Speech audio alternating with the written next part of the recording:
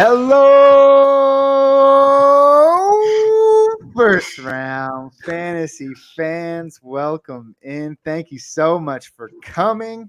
I am your host, Gabriel Miramontes. Oh, I forgot to say, welcome to the First Round Fantasy Podcast, your home for second round advice. I am joined today by Jacob Bartley and Joseph Morsaz. I just love saying your last name that way. If you guys didn't notice, I've been out the last couple of episodes, but we had a Joe's evil twin brother step in for us, and he put on a mighty good performance. So we appreciated him very much stepping in. Unfortunately, we're missing DeMont Ricks today. He's fighting fires, I guess. California's raging with him, so we're gonna let him do his thing. But Joe, your brother. It was good to have him, dude. I went back and watched the episode. He's a character, man. You know, okay, do you guys watch Big Brother? No. Have you heard about the show? I know what it is, yeah. Okay, so he reminds me of like every typical like jock that's ever been on Big Brother. Like they play because for the viewers out there, like he's won fantasy championships before in the leagues that we've played with him. But he plays like this big, dumb card like every time, like, what are you talking about, bro? I don't know. That guy's garbage. Bro, like, I'm telling you, man, us he knows his stuff. Like people who don't pay attention that much and don't tinker win. It happens. Like I've seen both ways. Like people like Joe win who know all their shit, and then people like Justin who are just kind of casual. And then we've seen people like our buddy Aaron, right? He doesn't really like dive in deep like we do, but he wins he's won like 3 or 4 times. That's true. And it's it can go both ways. You can be somebody who's all into it and tinkers a bunch or not and win. So I don't know. Yeah, that's a very good point. But hey, nonetheless, it was good to have him on the show. I got a few laughs. Hopefully you guys do too when you see the episode. If you haven't already, shame on you. With that being said, it's time for our weekly plug for the merch. Jacob Bartley sporting the shirt today. First round fantasy. We got your mugs. We got your sweatshirts. We got your mugs again. We got tank tops. We got girls' clothes. We got everything you need. Cases. Yeah. Phone cases. I mean, it just the list goes on. Hoodies, stickers. You can get a bunch of stuff. Joe recently got a first round fantasy hoodie, and he says it feels extra comfy. Right, Joe? Yep.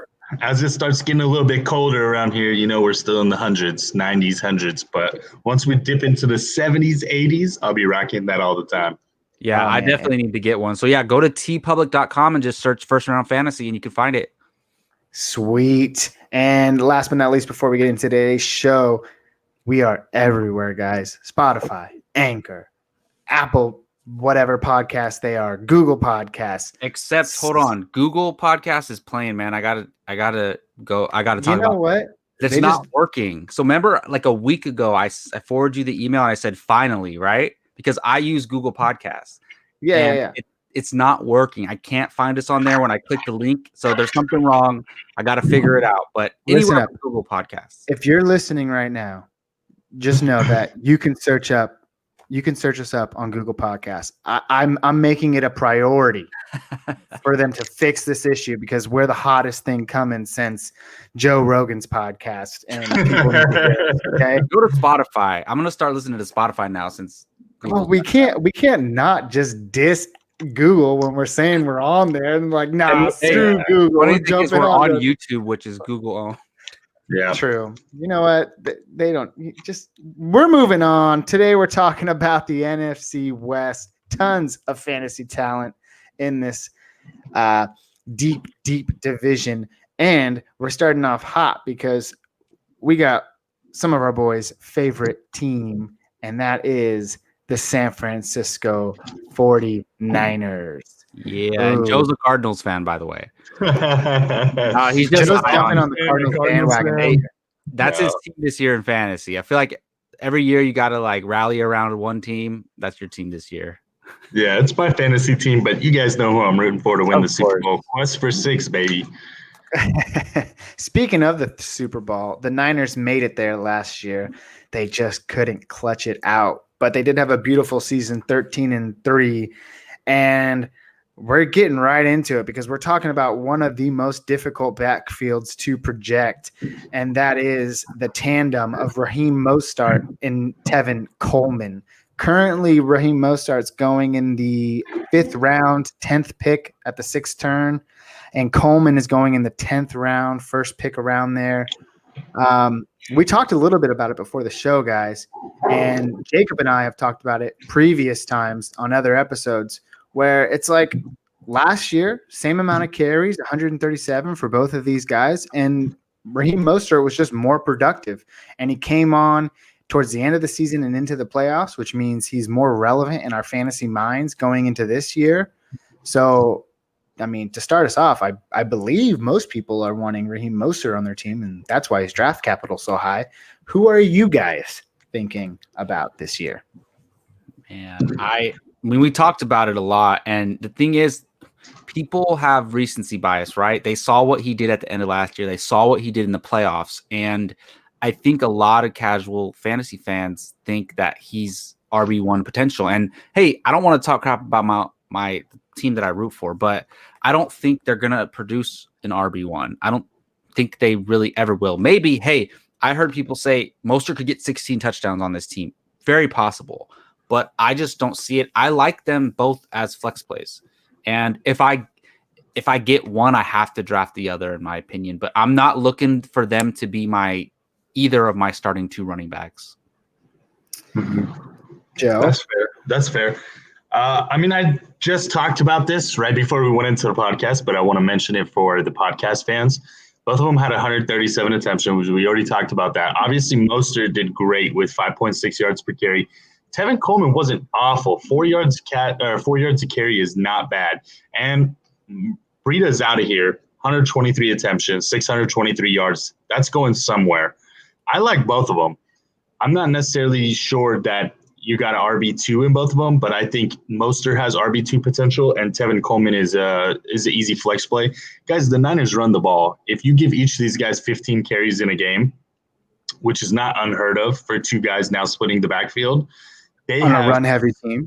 On a run-heavy team. Plus, they both catch the ball. Not great numbers, but 30 targets for Coleman, 22 for Mostert, and the 22 from Breida are gone. We'll see if McKinnon can stay healthy and kind of soak up that third down territory. That would hurt both of them. But if he doesn't, I love both of those guys. And if one of them gets hurt, now you have RB1 or RB2 at worst out of that spot. Yeah, I agree with that. If something happens to one of them, because, dude, at the beginning of last year, I had Tevin Coleman on one of my teams, and he was balling. And then I think didn't he get dinged up a little bit, and it kind of just went away. While he was gone, Mostert stepped in, Breida stepped in, and like you said, I didn't realize that all 3 of them had over 120 carries. If you combine that, even if you give one guy 200 carries, I'll take that. Then we're talking RB2 from Mostert if he gets 200 carries. So it's possible. And I think both of those guys have potential to get 200 carries, barring injuries. 200 carries, you're talking about that's 12 and a half a game. That's not crazy to have 2 guys on the Niners, which is a super run-heavy team, with all of our wide receivers banged up right now, to get 12 and a half carries each. So we'll see what happens. Yeah, that's not bad. That's middle of the road, almost high-end RB2 numbers, carry counts right there. And you brought up Jerick McKinnon. Kyle Shanahan came out and said that he brings a certain I don't know exactly what he said, but a certain bit of versatility to this team that they haven't had before. I don't know what that is. I mean, he was great with the Vikings, but that was 3 years ago. Has he even played a game with the Niners other than preseason? He's just been injured, right? Yeah. So I don't think it's out of the realm of possibility that he sees some of those carries that Breida left for him, but definitely Mostert and Coleman will get their fair share of that hulk of 123 carries. But given their draft capital, this is a question we often ask. Are you paying up for Raheem Mostert, or are you sitting back and taking Tevin Coleman? If you're going to do one, you're doing both. That's for me. If I'm grabbing Mostert, I want to make sure I get Tevin Coleman later. You know what's funny, man? Joe and I, we both are handcuff guys, and I see a lot of people either not caring about it or paying or doing it, or some people like, I don't like handcuffs. Like, first of all, not liking handcuffs is ridiculous. That makes no sense whatsoever. It's logical. It's safe. It ensures your top RBs. But it's also kind of not smart to ignore it either. Like there's certain guys like I talked about. If you have Leonard Fournette, you don't need to get his handcuff. Like, don't worry about it. But if you have Zeke, if you have a Zeke or a Cook, you have to get their handcuff. Or if you have a carry-on Swift situation, you have to get the handcuff. If you have a Taylor or a Mac situation, or a Coleman and a Mostert situation. So I feel like if you're listening to this show for advice, please take that advice about handcuffs and do it, especially with guys like these. And especially in a season like this. And talking a little bit about Jerick McKinnon, I think what Shanahan's referencing there is I don't think he's going to be used as your typical third down back. I think we're going to see some situations here where he is going to find the field almost in a receiver role, or where we're kind of spreading it out with two running backs in the backfield and maybe two tight ends and one receiver, or one tight end, one fullback, two running backs.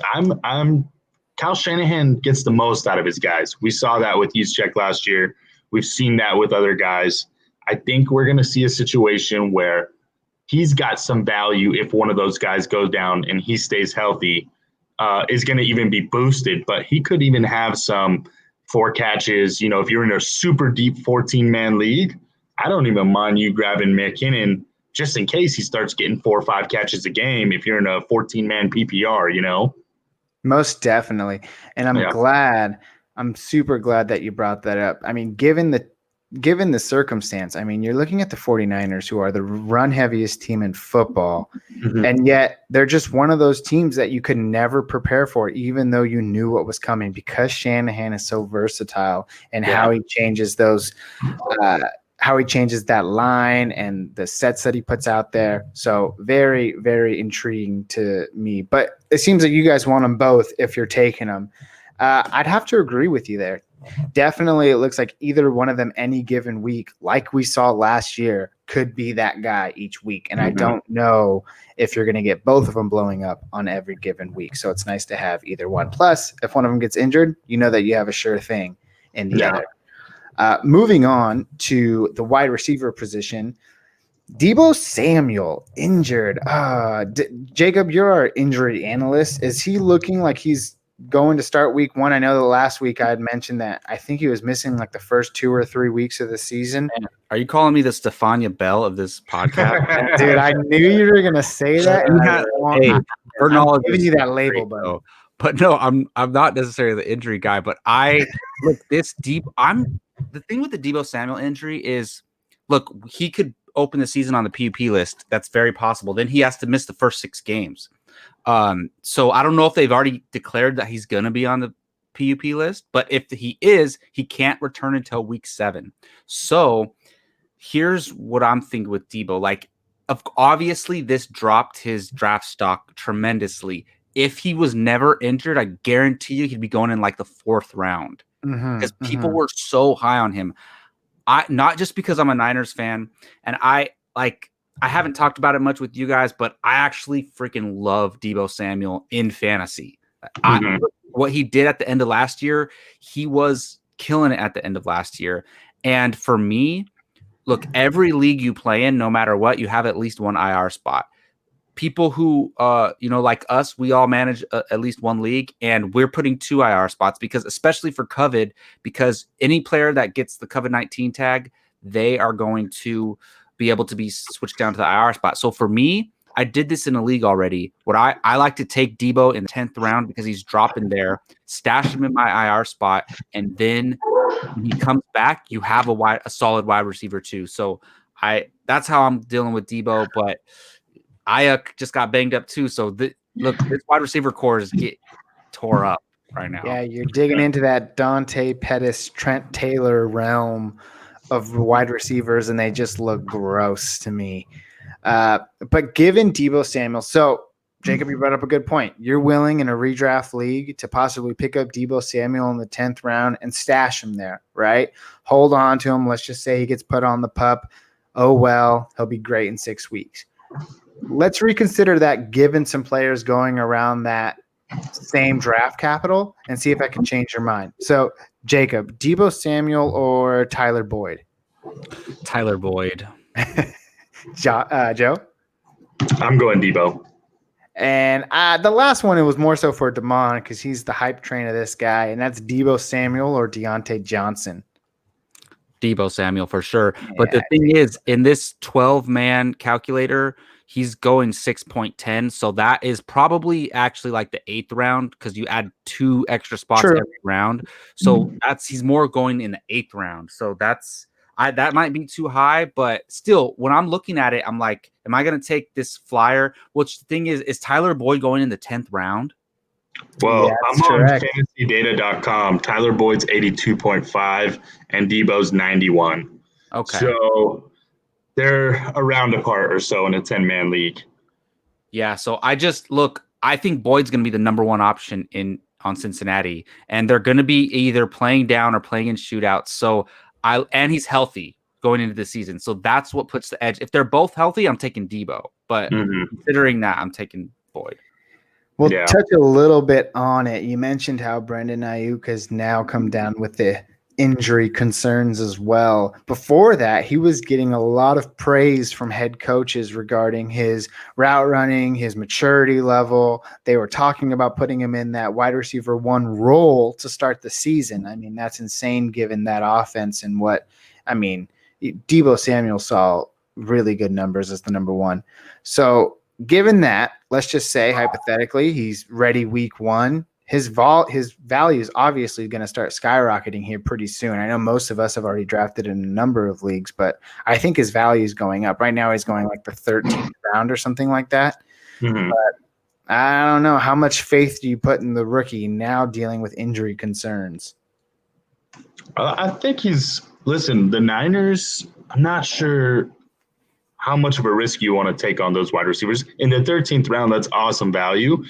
But I know you're talking a little mess about my guys Dante and Trent Taylor and Kendrick Bourne. But listen, man, there's no stars in the 49ers, aside from Deebo right now, as far as proven.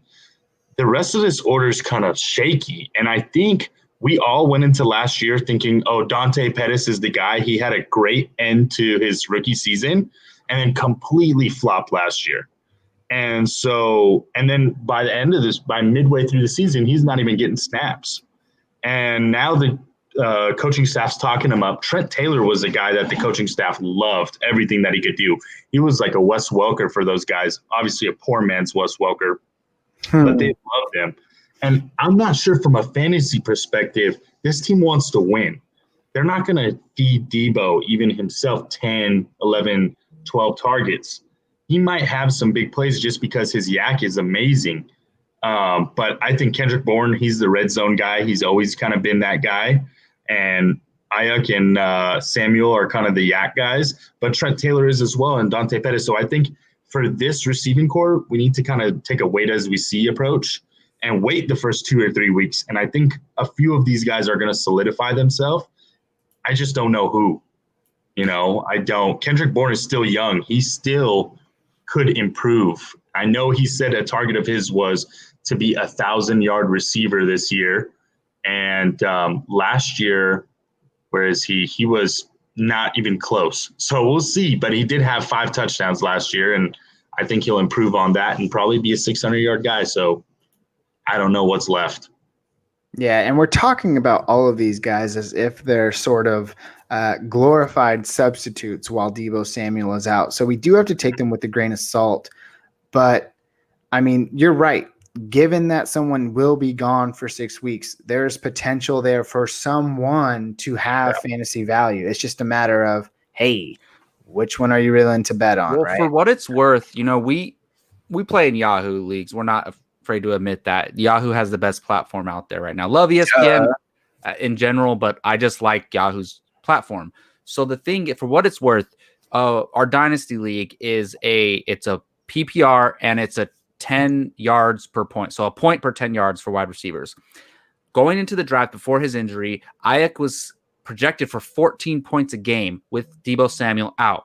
That's a pretty damn good projection. Not saying he's going to get that, but whatever Yahoo uses for their formula, that's what they were projecting for him. And we normally, when we see a guy projected for 15, 16, 17, we want more. So maybe he produces more. And the thing is, in most systems, Ayuk is probably not going to succeed. In the 49ers system, where Kyle Shanahan, doesn't matter if you're a rookie or a veteran, he's going to utilize you to the best of your ability. So I think if Ayuk is not actually injured and Debo's out for the first 6 games, I honestly think Ayuk's going to be like a wide receiver too. And it's very possible. Wow. I'm excited. I wouldn't go that high. Flex value for sure. But the thing is, who's taking those Debo targets? You're right. Those don't just go away. I know Debo's a special player and his ability makes him able to do that stuff. But who knows? We haven't seen what Ayuk can do yet. And everybody said he's the best looking guy in training camp right now. And for whatever that's worth. But I don't know. I'm optimistic if Debo's out for 6 weeks and Ayuk's the only guy that, people are excited about for fantasy. Yeah. I mean, I'm just worried that, there was some games last year where we didn't have any receiver with more than 3 catches.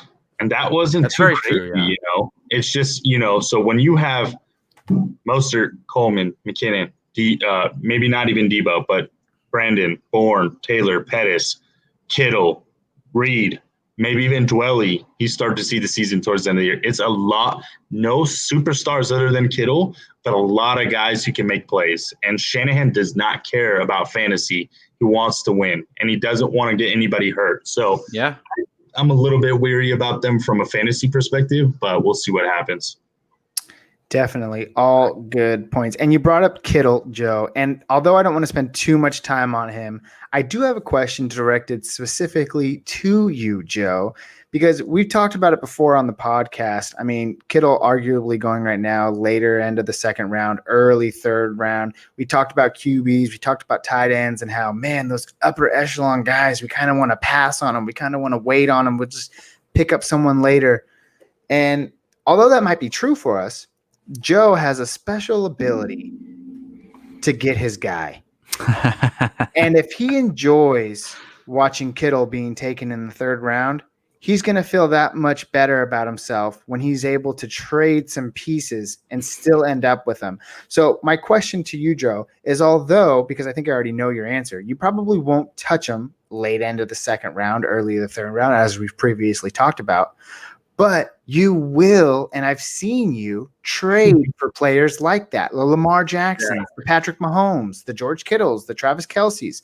Yeah. So what goes into your mind? Is it more so of like, oh, well, I know that the guy I'm trading is a huge Niners fan, or if he's not a Niners fan, or what? Obviously, you have to validate your thoughts somehow because you're going to get that guy. Get some pointers. I'm trying to. You have to give pointers to the fantasy fans out there.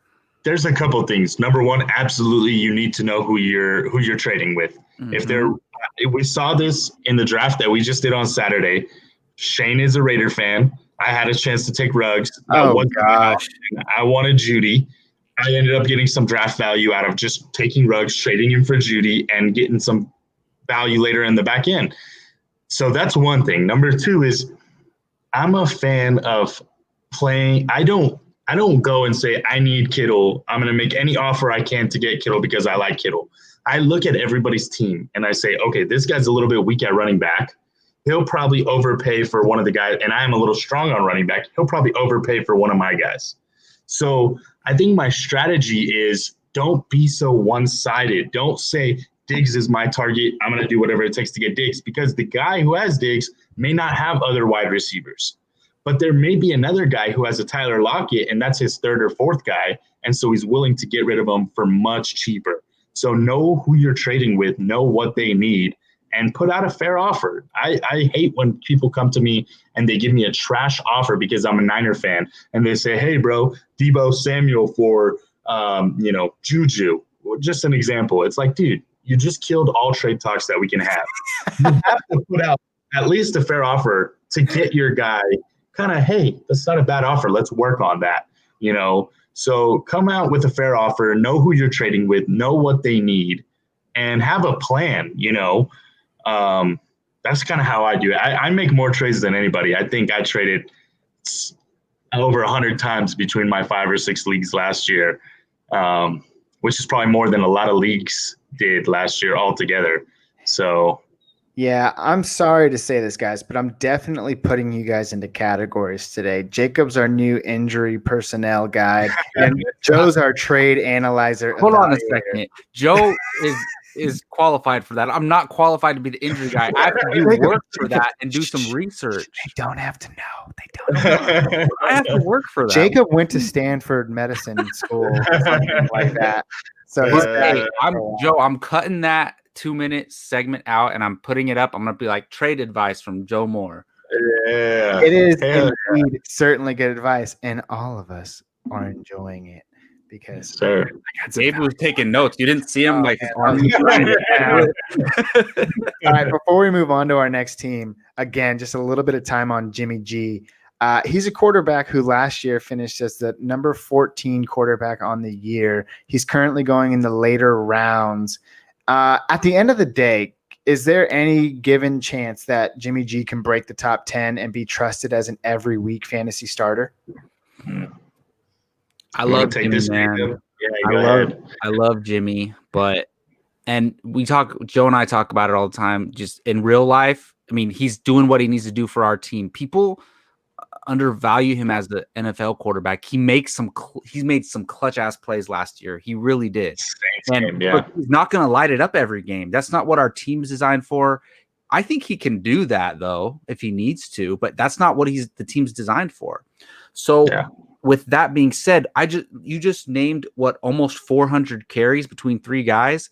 So Jimmy G's for running backs, Jimmy G's not going to be in a place to be your QB1. I love him in our 2 quarterback league as my third guy, but he's not going to crack that QB1 status. And hey, if he did, I'll be the happiest person in fantasy, but he's not going to do that. Yeah. So I'm going to take a little bit of a different approach. Sorry to cut you off, Gabe. No, I think it's actually possible. I'm not going to say it's likely, but I think it's possible, guys. You need to remember 2 things. Number one, he's from New England. So he spent the first 3 years of his career behind Tom Brady. He only got 2 starts over there that I'm looking at. He goes over to the Niners, goes 5-0. The next year he comes out, he's 1-1. He's in that Chiefs game, and I remember watching the game where he tears. That was the worst, man. Our season was done. It was done. But either way, my whole point of this is that he's got the experience of a mid-second year player. Lamar Jackson has started more games than him. Okay. So he hasn't been starting. Like, I get that he's 28 years old. He's been in the league for 6 years. He doesn't have that experience. You have to evaluate him like he's going into his 3rd year. That's true. That. You know what? I really like what you said there, and I'm not saying this is the comp for him, but a similar player who had a start to their career like that was someone like Aaron Rodgers, who sat behind Brett Favre for 2 or 3 seasons, learned the system, came out, wasn't really throwing the ball too much, and then boom, NFL and fantasy stardom. So. Yeah, I'm not going to say he's going to hit Aaron Rodgers' number, but I also think last year they took it super easy on him the first 5 or 6 games. You could see the rust. And towards the end of the season, we saw some of those games like against the Saints where it was a battle back and forth, and it wasn't just our running game. Jimmy G was making plays to Sanders and to Kittle and some other guys. So I don't think he cracks top 10 this year, but I could see him being right outside of that. And I don't think he's a bad bye week starter or a bench guy in case one of your guys gets injured. But we'll see. That is the perfect cherry on top. I agree with you there, Joe. Yeah. Man, we spent 30 minutes on your guys' favorite team. Moving on to the Los Angeles Rams. 9-7 last year. We're sticking with the wide receivers, and we're talking about Joe's guy, a Cooper Kupp. I guess I shouldn't say Mr. Consistency because I've done my research now. Robert Woods. And you wouldn't believe it, guys, but there's a trend in today's episode, and that's that some of these guys we're going to find out they're going within like 3, 4, or 5 picks of each other. So that's in that same realm. Last year, Robert Woods, 139 targets, 90 receptions, 1,100 yards, and only 2 touchdowns. Cooper Kupp, 134 targets, 94 receptions, 1,161 yards, and 10 touchdowns. So there's a definite disparity there in touchdowns.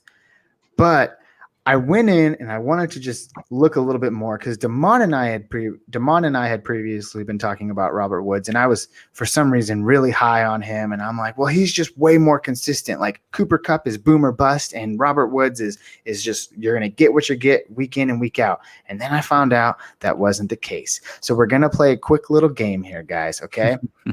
So I went back and I looked, and although they might not be considered actual bust games for fantasy, I would assume that these games would be considered bust games. And that is that these are games in which a player had less than 50 receiving yards and no touchdowns.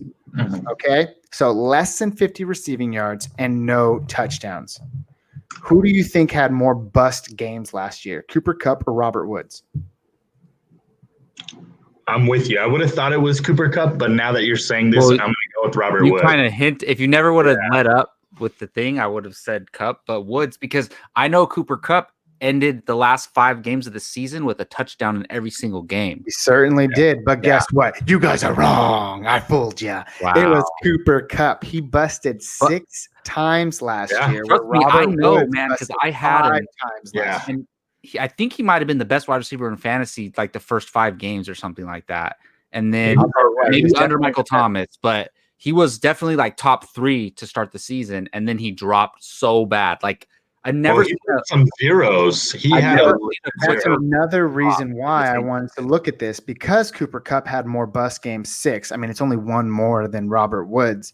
I looked at where those games came, and you're right, Jacob. Cooper Kupp got off to a really hot start and then totally disappeared through that middle of the season. And then he came back and won you guys fantasy championships. Whereas Robert Woods, his were more so kind of scattered throughout. Maybe like every 2 games you got a bust game out of Robert Woods. So they were far and few between, where Cooper Kupp was just like gone for 6 games in the middle of the season. But that wasn't fair, man. You purposely tricked us. Like you set us up. Like, how are you going to say that? With all of that being said, Brandon Cooks departs. And despite all the great things I have to say about Brandon Cooks, I missed the episode where we talked about him. He didn't leave too much behind, though. Only 72 targets. There's Josh Reynolds there as well. I don't think he factors in too much into this in terms of fantasy. Still, though, I will say I would rather have me some Cooper Kupp in that wide receiver 2 high-end, well, not even high-end flex. I would rather have him in that wide receiver 2 category where I'm going to get those big boom games and deal with the lows when I have them, rather than a consistent Robert Woods. Although I will say 2 touchdowns, I mean, you just have to think with that has to go up, right? So what are your guys' thoughts? He had over 10, right? Kupp had 10 touchdowns. Oh, he had 10. Yeah. Here's the thing. Like, it's Woods. I think Woods usually ends up. Did he end up with more fantasy points last year? No, he didn't. But no, because Kupp had those monster like 40-point games, right? Mm-hmm. But the thing is, like, if you look at the ESPN fantasy rankings, they have Robert Woods at 15 and Cooper Kupp at 18. And even a guy who Joe and I follow is Matthew Berry, who loves Cooper Kupp. Like, he loves Cooper Kupp more than anybody I know. He has Robert Woods ranked 12th and Cooper Kupp ranked 17th. So that's the thing. I think what most fantasy analysis go for is low risk. They want the consistent guy. They'd rather have a guy who gets you 18 fantasy points every game than the guy who's going to get you 40 fantasy points 5 games of the year. So I don't know. For me, I want the boom guy. I want the guy who can go off for 45. And that's Cooper Kupp. And I like my big dynamic receivers. So I'm always going to lean Kupp, even though maybe realistically, Woods might be the smarter option. Yeah, both of them are going back of the 4th round. Robert Woods a little bit later, like early 5th, but still close enough to each other where I thought that might be an interesting game to play.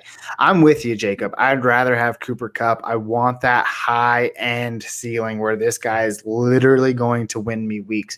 If he wins me like, I don't know, say 4 or 5 weeks, I'm probably happy with that, knowing he's going to bust another 5 or 6 and then kind of, get me by in the other 4 games. So I'd much rather have that than Robert Woods, who's getting me, a consistent 9, 10, 11 points a game. Joe, what about you? I like both of them. I mean, don't forget, guys, Robert Woods, he did bust 5 games, and he had some big games himself where he was targeted 12, 13 times. I love both of these guys. And you know what? Joe, you got to pick one. I'll take Cooper Kupp, but I want both of them. And it's one of those situations I actually love to stack these receivers because when one of them goes off, the other one might get you 10 points, but the other one's going to get you 25 or 30. And I can live with that balance of I'm getting 40 points from 2 of my top receivers because one went off and the other one didn't. So I actually like both of them. And I love this offense actually from a fantasy perspective with Kupp, Woods, and Higbee. Joe, I'm really glad you brought that up as far as stacking them. And we had talked about this last week, I think even when we did our live draft show, where it's kind of how you draft, right? For instance, if I draft someone like Michael Thomas as my first pick, I know that I have that sure thing as my wide receiver 1. Therefore, when I'm going into my 4th round, I want that higher end ceiling player who's going to get me those boom weeks, and that's Cooper Kupp. Whereas if you look at it on the opposite end, I pick up someone like Tyreek Hill with my 1st or 2nd pick. I know that that's my wide receiver 1 who's going to get me those big boom games. So I want to follow that up with someone who's going to give me some consistency, and that's a Robert Woods. So I really appreciate you for bringing that up because those are the kind of similarities and the situations that I would see myself in personally in a draft. So yeah. Well, I wouldn't mind. Like you kind of alluded to it. Kupp is going in the 4th. Robert Woods is going somewhat early 5th, but I've seen some leagues where he dips a little bit lower than that because guys like some other dudes like Diggs and whatnot. I wouldn't mind going running back, and grabbing Kupp and Woods and maybe coming around and getting another wide receiver in the 7th. Salty. So, I mean, that's kind of always been my thought was running back. If the guys are on the board, I'm not saying reach for them, but if you grab a Mixon and a Cook, like I always say, and then another good running back presents himself in that early 3rd round, if you had a early pick, I don't mind waiting on a wide receiver and the Woods. So, Joe, I am going to hold you to that point, and I want you to think about it, because I'm going to bring it back up in just a second. But before I do, we're going to switch over to Tyler Higbee, who is also one of your guys this season, currently going in the 9th round, which is rightly so. I mean, I think he has a chance to break top 10 this year. He was great towards the end of last year when Sean McVay totally revamped and did some different things with that offense. I don't want to spend too much time on him, but I mean, in agreement, fellas, that he's a top 10 tight end this year and he's worthy of, your tight end on your team? No question. Awesome. If you're having any doubts, go back and look at his last 6 games. 107 yards, 116, 111, 104, 84. Exactly. Case closed. I mean, I say case closed, but then I have something so good to say.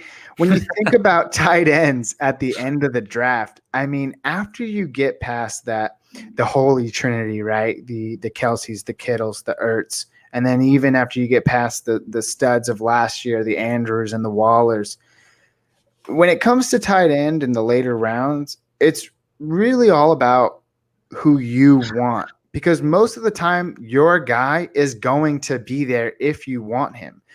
And I just feel like that's always the case with tight end. So if you really zone in on a guy that you want and you know that he's going to be there in the 9th, the 10th, the 11th round, he's usually going to be there. You just have to take him. So Tyler Higbee's, he's there if you want him. Yeah, he's going to be top 10, man. That's not a fluke. He had, I think, out of those 6 games, 4 of them were over 100 yards. And that's not common for a tight end. It's really not. And I'm not saying Jared Goff. I mean, I don't know if we talked about Goff yet, but I don't think he's going to be. I don't want him as my only number 1 starting quarterback. But as a real NFL quarterback, he supports 2,000-yard receivers and possibly 1,000-yard tight end. So I like Higbee going into this year, and I think he's a sleeper kind of, not a real sleeper like a rookie you're eyeing, but like a sleeper from tight ends where you bring him up to a casual fantasy fan, they're gonna be like, oh yeah, I remember him from last year, but they're not gonna be high on him. And he's a guy you can get in. I don't know where he's going, maybe like the 7th, 8th round. Yeah. No, Higbee. Yeah, he's going like early 9th, late 8th round. Oh, okay. Yeah. But if you get him in the 8th, 9th round, I'm cool with that. If your team's good by then, I'm good with that. Yeah. So, Joe, I'm bringing it back to you really quick because Jacob did bring up Jared Goff. And although I was going to talk about the running backs, I'll talk about him briefly. Last year, Jimmy G finished as the number 14 QB. Well, Jared Goff finished as the number 13 QB last year. They're both going pretty much, if you want them, you can take them. Who do you guys want if you had to choose between Jimmy G and Jared Goff? Who do you want on your fantasy team this year? Goff. Yeah, unbiased opinion, Goff. But like I might take Jimmy if he's sitting there. And let's say I already got like somebody else, like I got a guy who I'm not 100% comfortable with, like a Carson Wentz or something. I'm cool with taking Jimmy G, but realistically, unbiased, I gotta go Jared Goff. Yeah, I'd go with Goff too. In 2018 was 4,700 yards, 32 touchdowns, 12 interceptions. Last year, in what was an awful season for that offense, in a way that it just didn't roll after that failed Super Bowl, he still had 4,600 yards, but his touchdowns went down by 10 and his interceptions went up 4. I think that's going to balance. I don't see 22 touchdowns. He had 28 the year before the 32. I think he gets right back around to that 28, 30 touchdowns, and he's going to put himself in that quarterback 1 spot. I think in 2018, he finished top 3 or 4 in quarterbacks. And I'm not saying that he's going to redo that because that was kind of a Gurley, Brown, Cooks. It was a lot of guys. But I still think he's got top 10 capability. And like Jacob said, if I get a Wentz, I would love to follow that up with Jared Goff. And if Wentz gets injured, Jared Goff is my guy. Joe, you sneaky dog. You took the words right out of my mouth. I was literally going to agree with you and say word for word the exact same thing, reiterating his 2018 season. So I think we're all on the same page there. Side note, are you guys watching Hard Knocks this season? No, but I want to go back and check out the episodes. I saw them on HBO, and I'm going to go watch them. Yeah, well, the Los Angeles Rams are there, as well as the San Diego Chargers, who we talked about last week. And it's a good watch. I would strongly recommend it. If you guys don't have HBO Max, don't let HBO Max know, but I'll text you the password. So. Hey, you can still use your HBO Now and Go accounts, too. Nice. Touche. All right, before we move on, we still have that convoluted running back situation to kind of go over here. Cam Akers, rookie, going in the 7th round. His draft capital is likely to rise even higher now with the news today that Henderson is injured. Looking like he's going to be a week-to-week guy now with his injury problems with the leg issue. So given that, Cam Akers is going to rise. They say that Henderson will be ready for the start of the season, but we don't necessarily know that. And now he's labeled with the injury problems.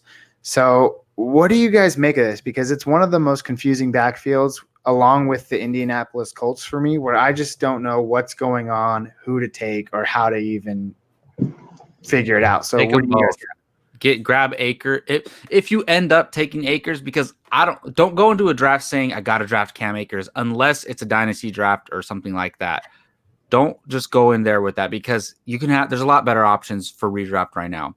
But if it comes to you and you need a running back and you take Cam Akers, make sure you get Darrell Henderson a little bit later in the draft. That's how I see it.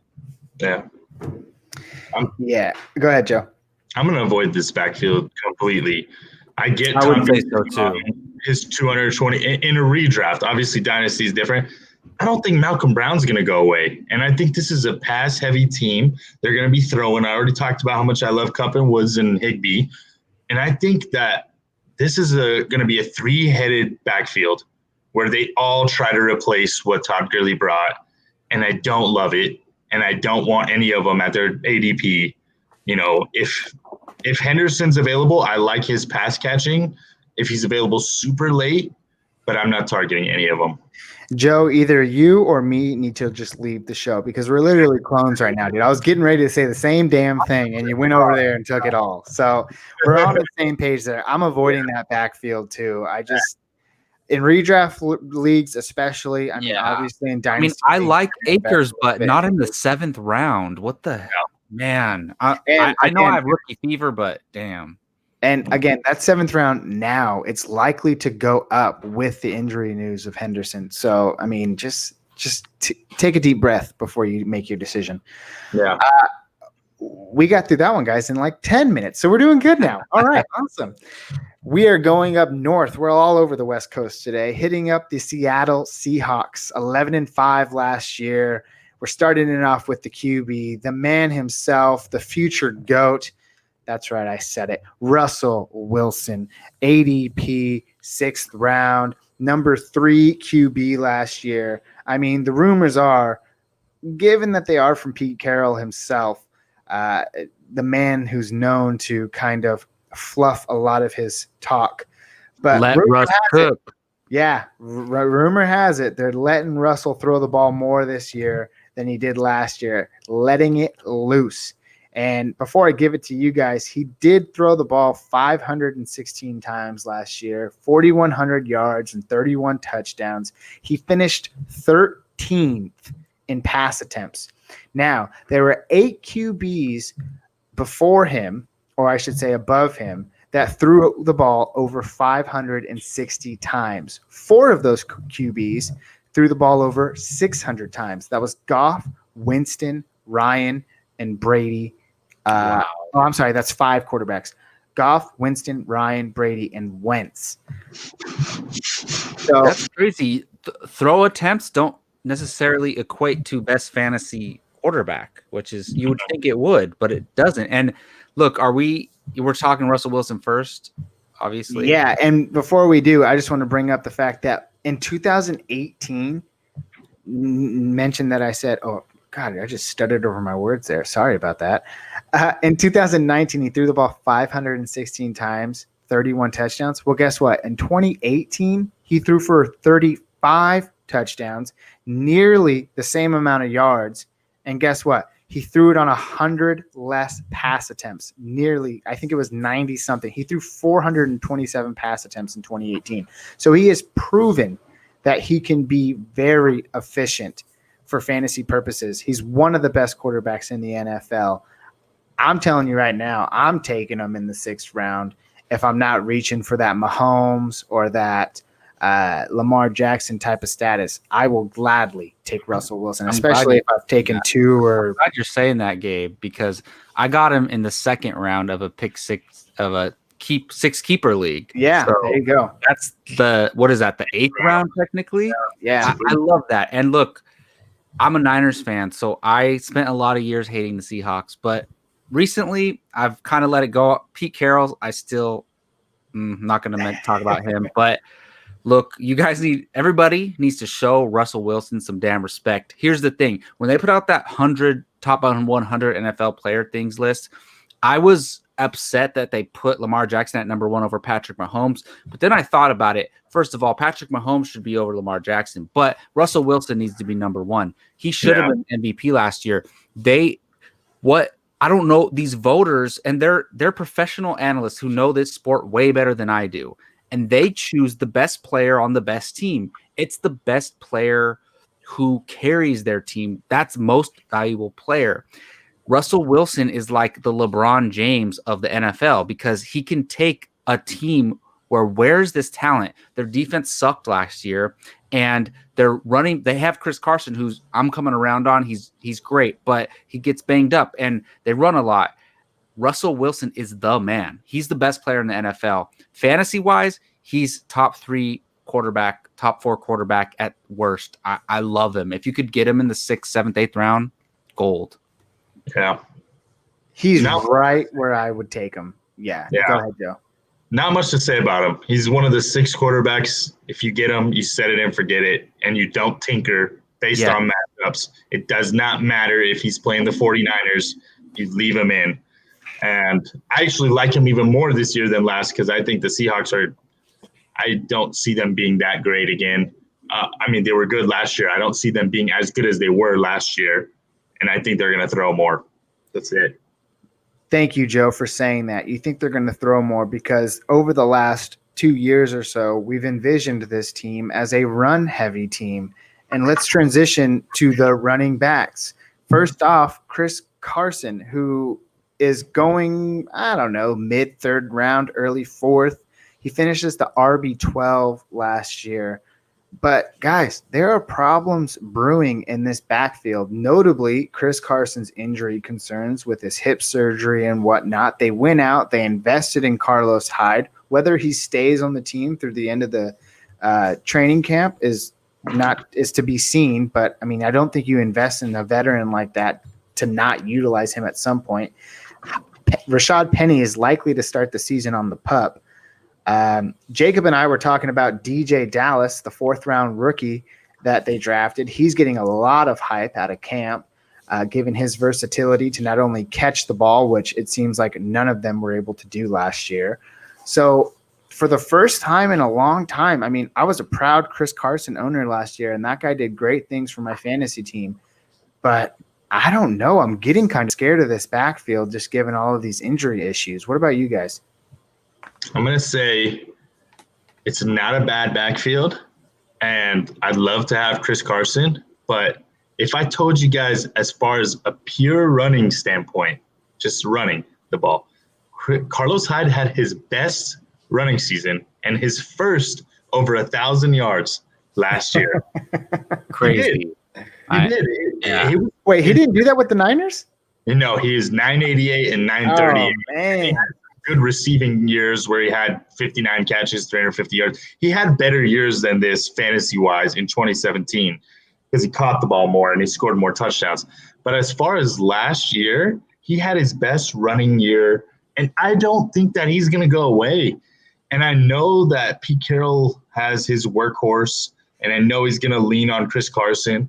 But part of me, with all these running back injuries that he's been dealt with the last few years, is this the year where he finally kind of goes to more of a committee and says, hey, I don't want to risk Carson getting injured.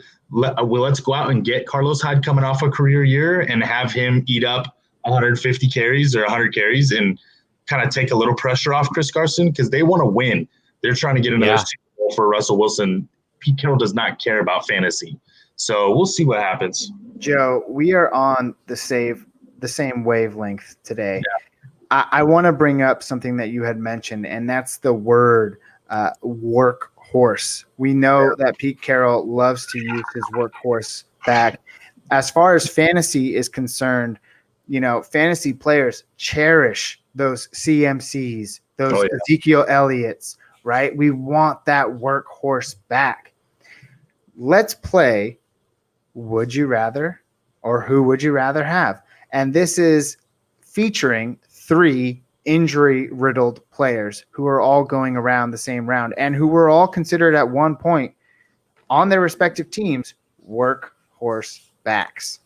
So, Jacob, I'll start with you. Chris Carson. You know what? No, we're going to do some keep, trade, cut. We're getting salty here. Keep, trade, cut. I like that better. And these are all guys that are going around the same end of the third, early fourth. Here you go. James Connor's on this. Joe. Let's go. Jacob, here you go. Keep, trade, cut. Chris Carson, James Conner, or Todd Gurley. Man, this is the hardest one we've done. It's a tough one. Trade cut, man. Okay. All right. I'm going to trade Todd Gurley because I think I can get the most out of him for name value. I think he's going to have a decent season. I'm not as high on him as Joe is necessarily, but Todd Gurley. Not that I don't want him, but I think I'm going to get the most value out of him. And that's the thing. Now this is down to cut or keep, and this is tough. But I'm high on Connor this year. I don't see anybody taking carries away from Connor, so I'm going to keep Connor and cut Carson. But I like Carson, though. I just told Joe the other day I'm coming around on Chris Carson because I heard of a stat where the last 2 seasons, the only guys to have over 1,100 yards and I think it was 7 touchdowns. I don't know what the stat was. It was something 1,100 yards and something else, and it was only him and Zeke. It was only Chris Carson and Zeke to have those 2 stats, and I'm like, damn, that's pretty damn good. But you're giving me that situation. Like, I don't think I'm gonna look, Joe. You know how it is. You don't get a lot of value from Chris Carson unless that person you're trading knows his value. Yeah. So for me, I think I'm gonna get more value out of Gurley. I gotta cut Carson, but I'm riding with Connor this year, man. Joe, what about you? I'm keeping Chris Carson, and I probably would have said Gurley last week. Now I'm hearing that he has a bum. He's walking with a limp. Oh, does he? That's not good, man. I was hoping that a year, kind of a little bit less last year, he would come around. Oh, I didn't hear about that. I didn't know about that. I'm Gurley. I'm trading James Conner to Jacob, and I'm keeping Chris Carson. So I'm telling you guys, James Conner RB1 this year. Listen, guys, when James Conner is healthy, and I feel like you could say this about a lot of players, but when James Conner is healthy, he is great. And Damon and I were talking about this the other day, where if James Conner gave you even 8 games at his 2018 pace when he rose to fantasy stardom, I would take that over like a mediocre running back 2 from that same year. And we're talking about guys who finished like Phillip Lindsay, who played all 16 and was 1,000-yard rusher. I still would rather have James Conner's blow up 8 games rather than 8 weeks. Yeah. But with that being said, keep trade cut for me. I would probably trade Todd Gurley given the name value. I would indeed cut Chris Carson, and I will hold on to my man James Conner. That's a tough one, man. It is a very tough one, and we can all go to bed sleeping very hard tonight thinking about it. But we're moving on in the essence of time. Go ahead, Joe. One last thing. Let's book it down. Chris Carson and James Conner, and we'll say threshold 10 games. They have to play 10 games each. I'll take Chris Carson. I know you guys are both going to take James Conner. I'll take James Conner. Book that down. What do you say, Gabe? Are you in? James Conner? I'll take Conner. All right, let's do it. Oh, I have some book it downs for you, Gabe. I wrote them down. I'll send them to you later. They're from the last 2 episodes. There's so many book it downs. All right, moving on to the wide receiver position. We're going to start picking up the pace here. Yes. Tyler Lockett and DK Metcalf. Again, guys, wide receivers who are going within 5 or 6 picks of one another at the back of the 5th and early 6th round. We've talked about them a number of times on our show. And I'm here today to say that I am pulling the flag off of DK Metcalf. As I was a big fan of him in the past, I'm feeling really good now about Tyler Lockett. So I'm kind of backtracking on what I've said in the past. But, hey, that's the thing about fantasy, right? You just kind of change your mind whenever you want to. I do that all the time. With that being said, Tyler Lockett, I'm just going to highlight some of the things that we had talked about. He was the number 1 wide receiver in the end zone last year with 23 red zone targets. DK Metcalf right behind him with 17. Wasn't DK 4th? He was 14. Oh, 14. Okay. Targets. But given that, it went to show that another reason why you should probably hold on to Russell Wilson and draft him this year is that Russell Wilson was the only QB to support 2 players within the top 15 in red zone targets. I think DK Metcalf has so much potential. I think if he can shore up his hands a little bit more and bump up that catch percentage, he's due for a huge year. But I think the connection that Russell Wilson and Tyler Lockett have is something that you don't see often in the NFL. And I think he's going to ride that again this year, which is why I'm taking Tyler Lockett over DK Metcalf. What about you guys?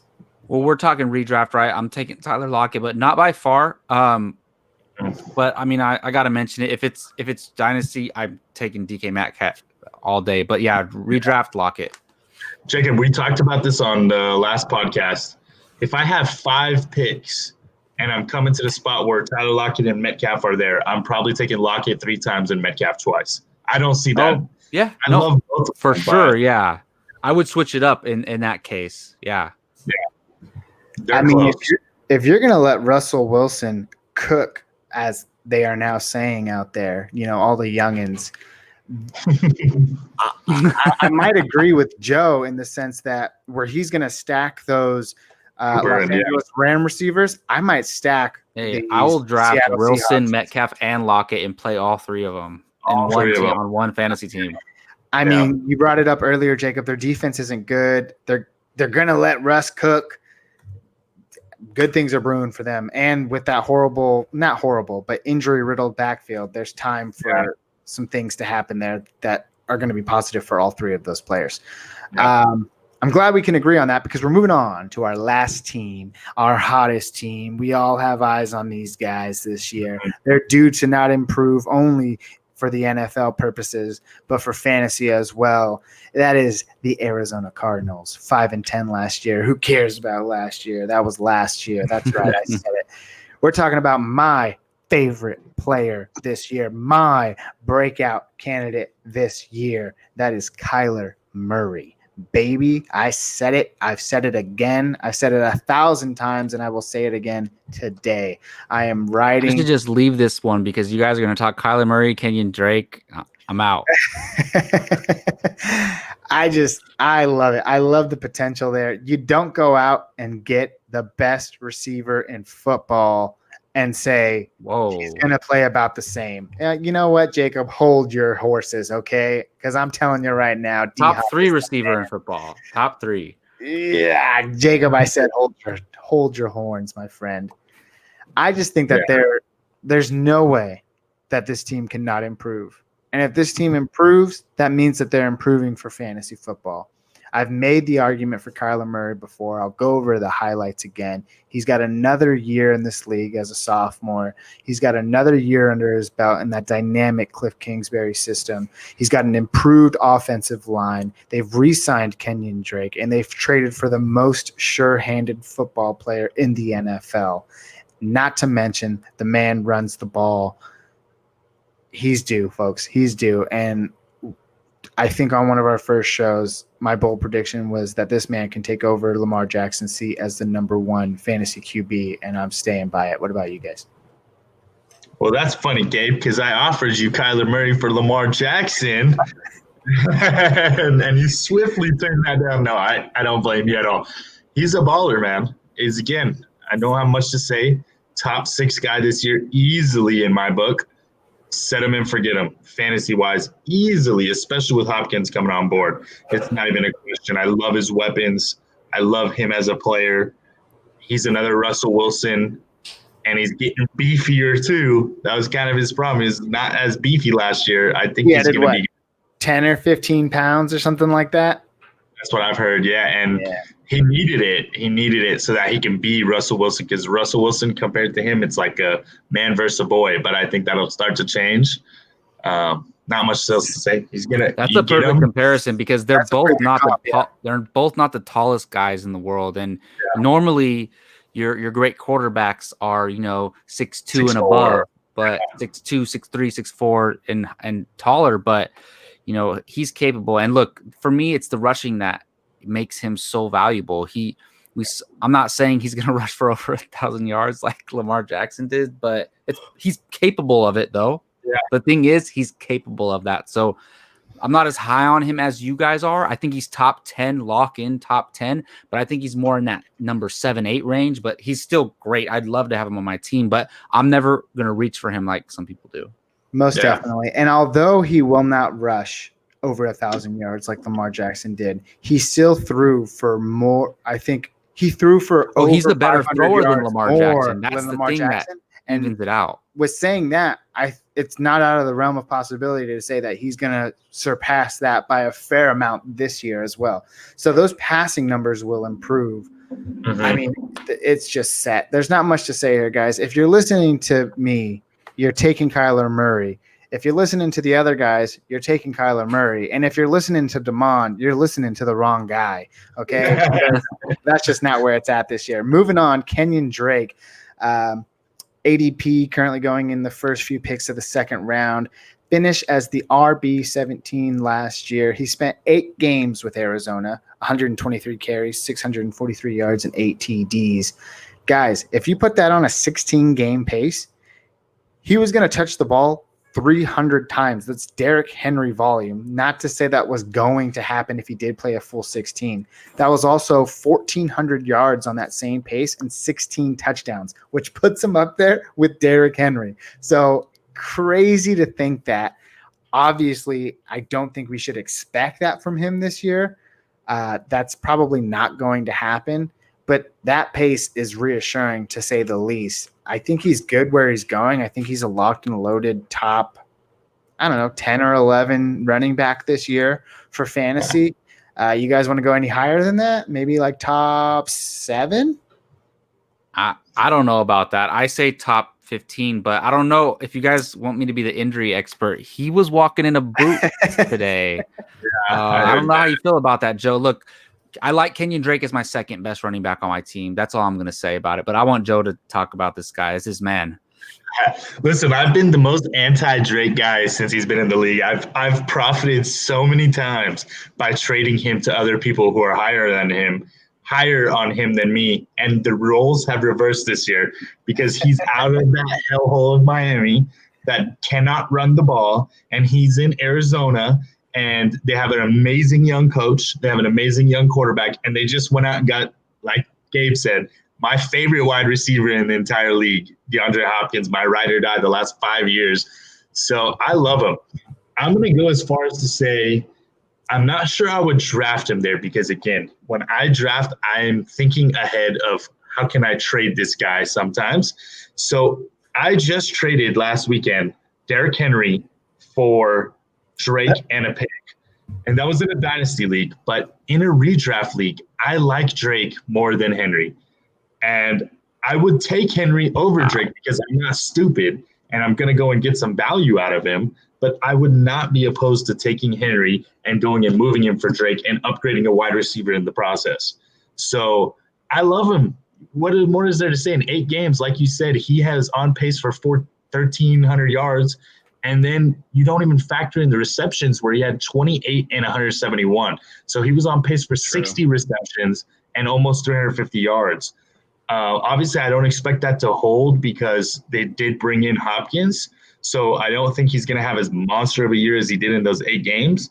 But if he gets you 1,200 yards and he gets you 10 touchdowns and he gets you 50 catches, that's RB1 numbers easily. And I see that in his future for this year. I love him. I love him too, Joe. And given those projections, again, it's highly unlikely that he sees 300 carries and all of that, but the pace was crazy. But, I mean, it's not out of the realm of possibility that he gets between that 225, hold on. What about he's range. Walking in a boot?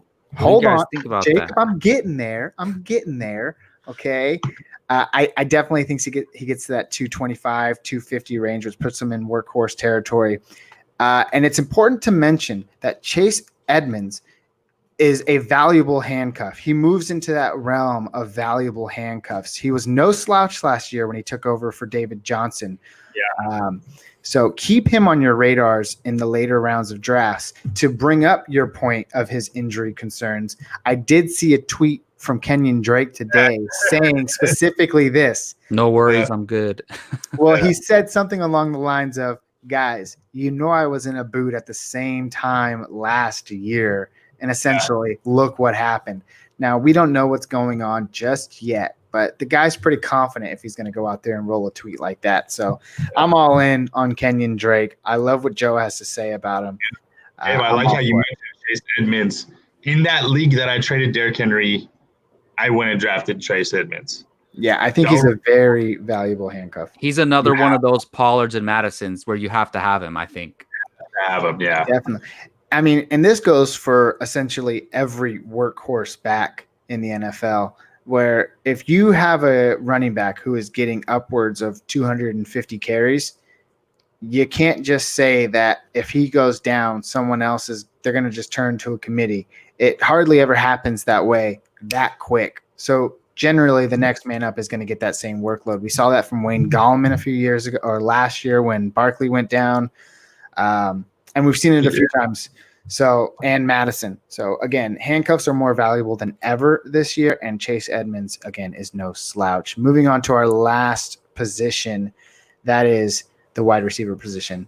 And there's only one man to talk about, right? I mean, I get it. We got Christian Kirk. We got Larry Fitzgerald. Those guys are going to have their flex days, but they're no DeAndre Hopkins. Currently going later than he has ever gone before in drafts. It could be with age. It could be the change of scenery. And I get it. He is going currently at the end of the second round. He was the wide receiver 5 last year. And he's currently, let's see, 1, 2, 3, 4. He is the 5th receiver off the board. And now it didn't surprise me too much because Tyreek Hill, Michael Thomas, Devontae Adams. The one that surprised me was Chris Godwin. So I was interested to see that kind of perspective of why people would take Godwin over D-Hop. But, I mean, there's just so much to love with this guy. His target counts over the last 5 seasons, 190, 150, 170, 160, and 150 last year. It's fair to say, given a new system, that he will not see those targets that high again. No. Last year, Arizona's Larry Fitzgerald and Christian Kirk led the way with 109 targets and 108 targets, respectively. I think D-Hop can see a little bit more than that, but I don't think he comes close to 150 again. What do you guys think about D-Hop? And do you think people are sleeping on him this year, being the wide receiver 5 off the board? Yes, and yeah. Man, I don't get it. All right, here's my thought, and maybe I'm thinking about it too much of a football fan, but the NFC West is a goddamn bloodbath. It doesn't matter who you're playing. It's a good team. The Rams are good. The Cardinals are good. The Niners are Super Bowl contenders. The Seahawks never go away. Dude, this division is going to be clawing teeth. And they all play each other twice. We got some great games this year. Dude, it's going to – and I don't care, man. I'm just saying they are going to light it up. They are not going to be winning every game, and there's going to be those games where they're going against the Niners and they're playing behind, or the Seahawks, or the Rams, or whoever else they're playing. And DeAndre Hopkins is going to get his. And I like him this year personally as wide receiver 2 behind Michael Thomas. But, yeah, that's all. Rightly so. Jacob, anything to add? Yeah, I mean, he's top 3 for me. I mean, it's just there's no question. I think he's going to finish top 3. And I don't know. Like, the thing is, right now, I don't know why everybody is suddenly down on Deshaun Watson. I still think right at this moment, Deshaun Watson is a better quarterback than Kyler Murray. That may change this year. That may change 3 years from now. But everybody just is completely disregarding Deshaun Watson. But that's a conversation for another day. But I don't have any doubt. Like, I don't think Hopkins' situation changes much. He was top 5. He's still going to be top 5, maybe higher. But Gabe said there's no other wide receiver to talk about. I completely disagree. Christian Kirk is going to be a solid flex play all year at least. And the thing is, he was their best wide receiver on their team last year. He didn't do great, but having Hopkins there helps him. Everybody's going to be focused on Hopkins. The best cornerback on every team is going to be guarding Hopkins. I don't know how Hopkins is going to affect Christian Kirk's targets, but he had 108 targets last year. I'm just going to name his top games. He had a game with 12 targets, 11 targets, 10 targets, 9 targets, 9 targets, 10 targets. The rest were all 5 and above. That's crazy. So if Hopkins is distracting the defense, I think Christian Kirk is going to be at least a flex option this year.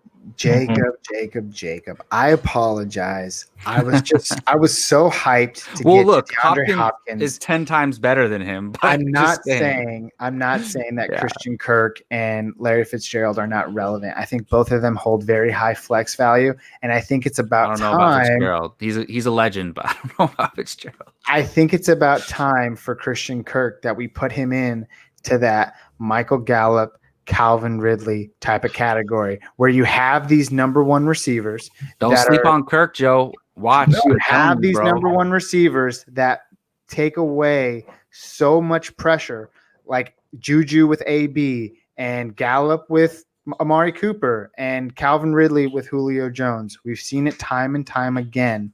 And I think Christian Kirk is someone who could very well be fantasy relevant given.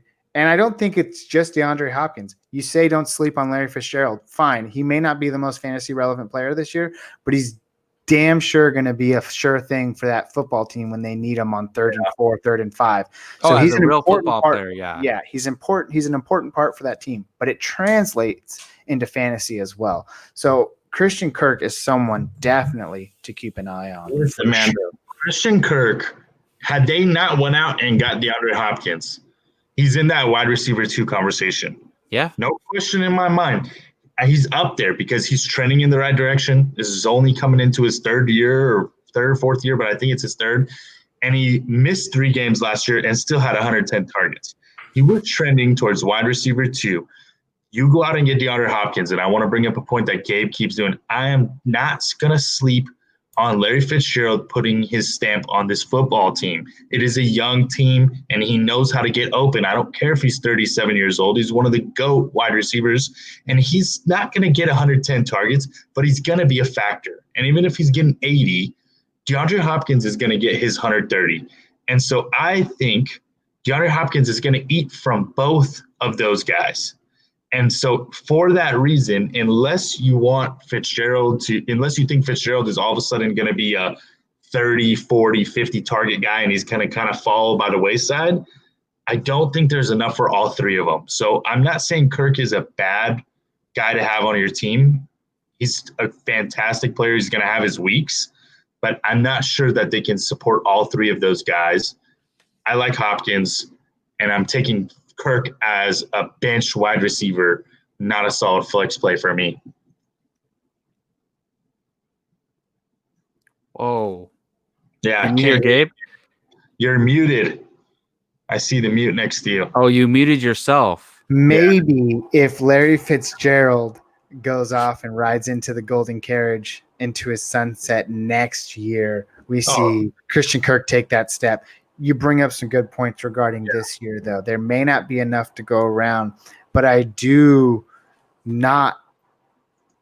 believe that Kyler Murray can support 2 wide receivers. It's just a question of who will that be. And that's not necessarily to say that he does support 2 wide receivers, but he supports value enough to where Larry Fitzgerald and Christian Kirk make up that wide receiver.